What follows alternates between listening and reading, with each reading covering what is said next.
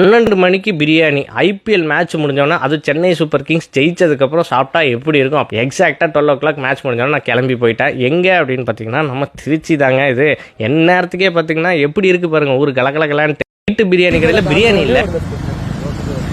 அண்ணனே அங்கே இருக்கிற பிரியாணி கடை அண்ணனே வந்துட்டு நமக்கு இன்னொரு பிரியாணி கடை சொன்னார். பாருங்களேன், நம்ம வந்து பசியோடு இருக்கக்கூடாதுன்னு சொல்லிட்டு அந்த கடைக்காரங்களே எந்த ஒரு காம்படிஷனும் இல்லாமல் போய் சாப்பிடுங்க அப்படின்னு சொல்லி கொடுத்தாங்க. அதுதாங்க திருச்சி மக்கள்.